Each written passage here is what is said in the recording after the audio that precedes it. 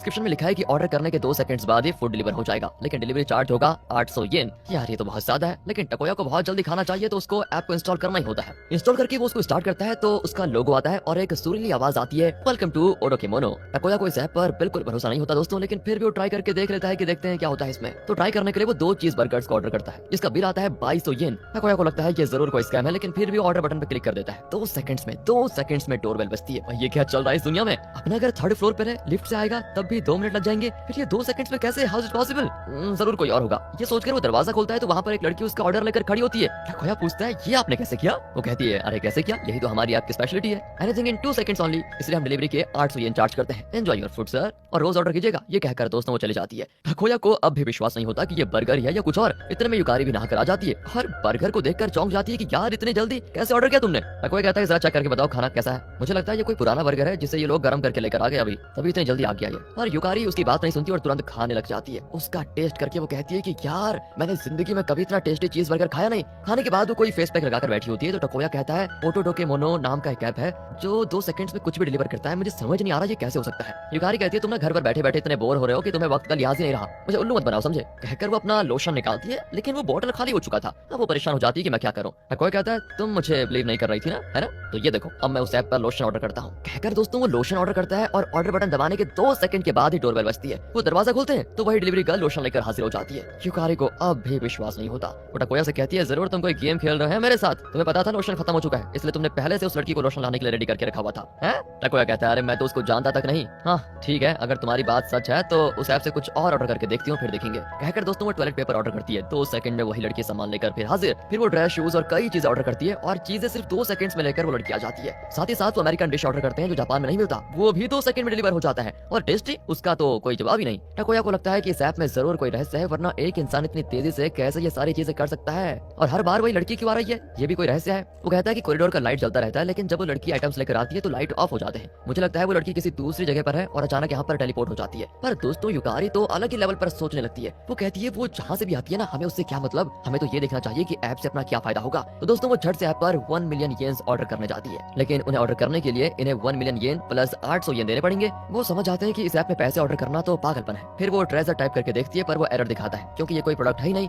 अब दोस्तों वो टेलीपोर्टेशन डोर करके टाइप करती है, अरे वही एनीवे डोर जो डोरेमोन के पास होता था, पर वैसा कोई डोर उस ऐप में होता नहीं। युकारी बहुत सोचकर उसमें टाइप करती है कि पिछले साल टकोया ने अपना वेडिंग रिंग खो दिया, हमें वो रिंग चाहिए। ये ऑर्डर तो प्लेस भी हो जाता है भाई, कैसे? यही नहीं दोस्तों, रिंग के पैसे भी नहीं मांगता वो ऐप और सिर्फ इनको डिलीवरी चार्जेस 800 येन देने होते हैं। और क्या था, 2 सेकंड्स में डोरबेल बजती है और वही लड़की रिंग लेकर आ जाती है। ये लोग उसकी जांच करके चौंक जाते हैं क्योंकि ये टकोया की रिंग है दोस्तों। बहुत खतरनाक चीज हो गई इनके साथ, मतलब ऐप वाले लोग उस रिंग को ढूंढ कर लेकर आ गए और वो भी 2 सेकंड में, कैसे? और ऊपर से उन्होंने डिलीवरी चार्ज लिया, रिंग के पैसे लिए ही नहीं। एंड अब ये लोग इस बात को भी नोटिस कर लेते हैं कि ये लोग कोई भी चीजों को भी ढूंढ कर लेकर आते हैं। दोनों करीब करीब इस ऐप की एडिक्ट हो चुके थे और खासकर युकारी, वो तो पागल ही होती जा रही थी। कई साल पहले उसका एक डॉगी खो गया था। वो अब इस ऐप पर डॉगी मांगती है तो सिर्फ उसको 800 येन ऑर्डर करने के देने होते हैं। एंड वो लड़की एक बॉक्स में कुछ लेकर आ जाती है 2 सेकंड में। जब वो खोलकर देखते हैं तो डॉगी की हड्डियां पड़ी होती हैं। वो समझ जाते हैं कि डॉगी मर गया होगा, इसलिए वो सिर्फ हड्डियां ला पाए। युकारी इस पर नहीं रुकती दोस्तों, वो टाइप करती है मुझे अपना डॉगी जिंदा चाहिए। वो भी प्लेस हो जाता है भाई और इनका डॉगी 10 साल पहले जैसा था उसी तरह जिंदा डिलीवर हो जाता है। ओह माय गॉड, युकारी की खुशी का ठिकाना नहीं होता। लेकिन टकोया वो बौखला जाता है कि ये लोग पास में कोई भी चीजें ही नहीं बल्कि मरे हुए लोगों को भी जिंदा करके ला सकते हैं।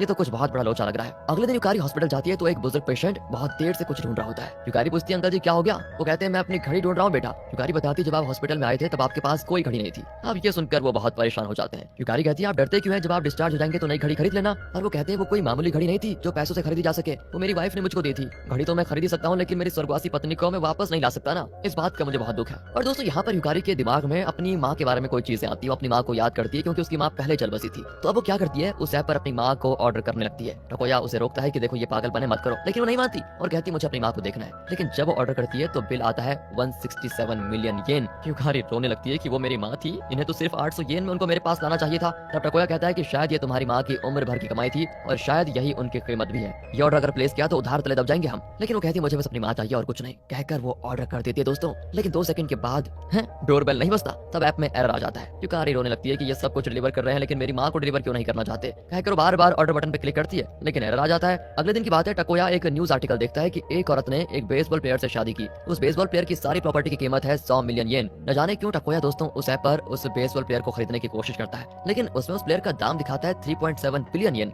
टकोया सोच में पड़ जाता है कि उसका रेट इतना ज्यादा क्यों है। तब पता चलता है कि अगर किसी जिंदा इंसान को ऑर्डर करना चाहते हो तो उनकी प्रॉपर्टी की कीमत से 40 गुना ज्यादा दाम देकर कर ही उनको खरीदा जा सकता है। तब युकारी आकर कहती देखो इस ऐप को छोड़ देते हैं, छोड़ो यार ये सब, अब से हम इसको यूज नहीं करेंगे। टकोया भी मान जाता है। एक महीना इसी तरह बीतता है। टकोया सिनेमा थिएटर में युकारी का इंतजार कर रहा होता है। युकारी काम के बाद वहाँ पर आ ही रही होती है, लेकिन लगता है उसे आने में देर हो जाएगी और तब तक मूवी भी शुरू हो जाएगी। तब टकोया सोचता है कि क्यों ना मैं उस ऐप के जरिए युकारी को तुरंत यहाँ पर ले आऊं। मुझे लगता है ऐप वाले लोग टेलीपोर्टेशन का इस्तेमाल करते हैं। ये सोचकर वो ऐप पर अपनी वाइफ को ऑर्डर करता है और सिर्फ 800 येन में 2 सेकंड में युकारी वहाँ पर डिलीवर हो जाती है और वही लड़की उसको लेकर आती है। युकारी की समझ में नहीं आता कि वो यहाँ पर कैसे आए। दोनों मूवी के बाद घर जा ही रहे होते हैं तो युकारी बहुत नाराज होती है। टकोया उससे माफी मांगता है कि तुम्हें बिना बताए मैंने वो ऐप यूज कर लिया, उसके लिए सॉरी। लेकिन युकारी कहती है मुझे उसका गुस्सा नहीं है, उन ऐप वालों ने मेरा कोई रेट ही नहीं रखा और सिर्फ डिलीवरी चार्जेस में ही मुझे यहाँ तक लेकर आ गए। अरे कोई कीमत तो होनी चाहिए ना मेरी। टकोया कहता है कि हम दोनों हस्बैंड वाइफ है ना, इसलिए जो तुम्हारा है वो मेरा है और जो मेरा वो तुम्हारा, इसलिए शायद उन लोगों ने मुझे और कोई चार्ज नहीं किया। इसीलिए कल अगर तुम मुझे ऑर्डर करोगी ना तो तुम्हें भी मैं मुफ्त में मिल जाऊंगा, सिर्फ डिलीवरी चार्जेस देने पड़ेंगे तुमको। इस तरह की गपशप चल रही होती है कि तभी उनको एक बात सूझती है दोस्तों। अब अगले दिन से वो अपना प्लान एग्जीक्यूट करते हैं। युकारी रोज हॉस्पिटल में काम करके थक जाती है तो वो बस या पकड़ कर घर आती थी और आते आते भी बहुत थक जाती थी। लेकिन अब जैसे उसका काम खत्म होता है वो टकोया को कॉल करती है और वो ऐप खोलकर उसमें युकारी को ऑर्डर करता है। 2 सेकंड में वो घर पहुंच जाती है। युकारी इस तरह थकती भी नहीं। एंड इस तरह जब युकारी किसी फंक्शन में होती है और टकोया वहां आने का बहाना कर रहा होता है तो युकारी उस ऐप में टकोया को ऑर्डर कर देती है और तब टकोया को वहां आना ही पड़ता है।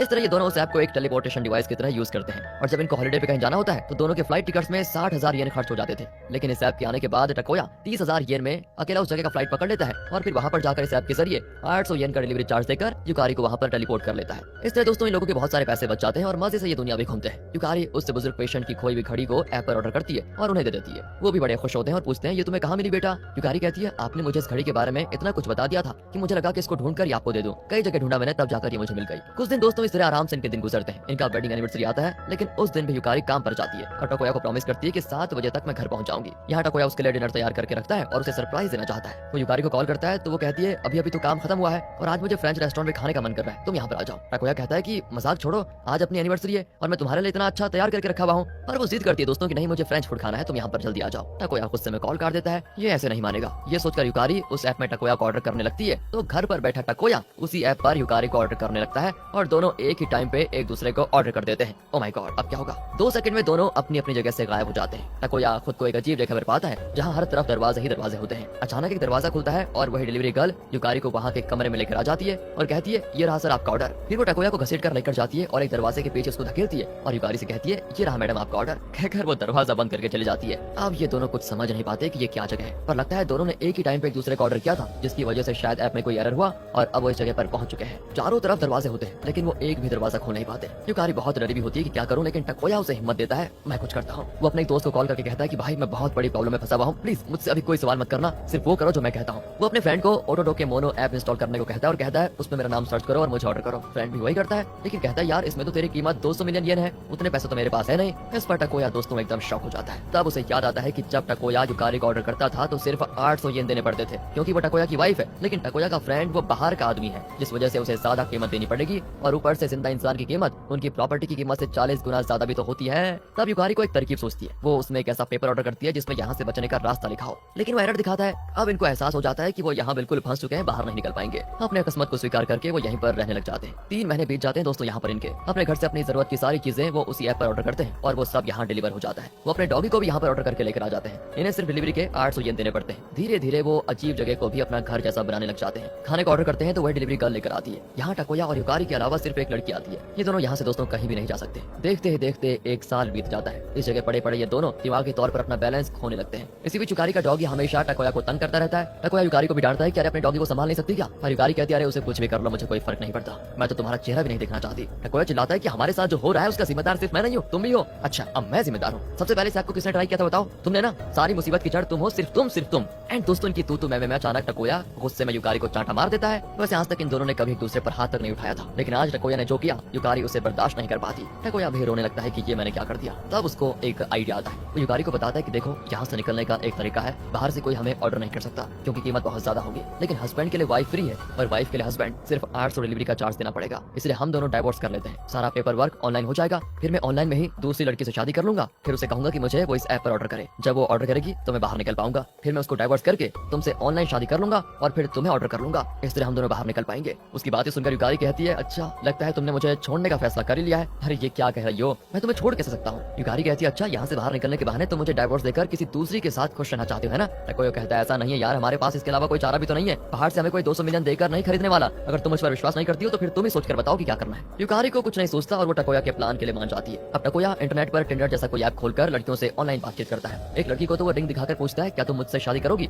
शादी का रजिस्ट्रेशन भी ऑनलाइन ही कर लेंगे। पर वो लड़की कहती है अरे ऐसे कैसे हम दोनों शादी कर सकते हैं, एक बार तो मिल तो लो मुझसे, फिर हम डिसाइड करेंगे, जब मिलोगे तब बात करना, कहकर वो कॉल कर देती है। इस तरह कई लड़कियां टकोया को रिजेक्ट कर देती हैं दोस्तों। एंड वो तंग आकर युकारी को देखने जाता है, लेकिन वो वहाँ पर होती नहीं। वो घबराकर युकारी को कॉल करता है तो वो कहती है तुमने क्या सोचा है कि मैं वहीं पड़ी रहूंगी, मैं वहाँ से बच निकली हूँ। टकोया चौंकर पूछता है तुम कैसे बच निकली। युकारी कहती है कि मेरे लिए 200 मिलियन येन देने के लिए एक इंसान तैयार हो गया था, उसी ने मुझे उस ऐप पर खरीद लिया था। असल में वो बुजुर्ग पेशेंट ही वो इंसान है जिसने 200 मिलियन देकर युकारी का ऑर्डर किया था। वो बहुत धनी आदमी था दोस्तों। युकारी ने उनकी घड़ी वापस कर उनका दिल जीत लिया था और इसी वजह से वो युकारी के लिए इतने पैसे देने को तैयार हो गए। अब ये जानकर टकोया कहता है कि अगर तुम बाहर निकल चुकी हो तो प्लीज जल्दी से मुझे ऑर्डर कर दो, मैं यहाँ पर एक पल भी नहीं रह सकता। युकारी कहती है सॉरी टकोया, लेकिन मेरे पास तो 200 मिलियन है ही नहीं। टकोया कहता है 200 मिलियन की क्या जरूरत है, तुम मेरी वाइफ हो, तुम्हें सिर्फ 800 देने पड़ेंगे। तब युकारी कहती है कि अगर मैं तुम्हारी वाइफ होती तब ऑर्डर फ्री होता ना। ओहो, तो यहाँ पर खुलता है एक खतरनाक ट्विस्ट। असल में युकारी ने उस जगह से बाहर आते ही टकोया को डाइवोर्स कर दिया था और उस बुजुर्ग पेशेंट से शादी कर ली थी, इसलिए अब वो टकोया की वाइफ नहीं रही। वो कहती है कि मेरे पास 200 मिलियन नहीं है जिससे मैं तुम्हें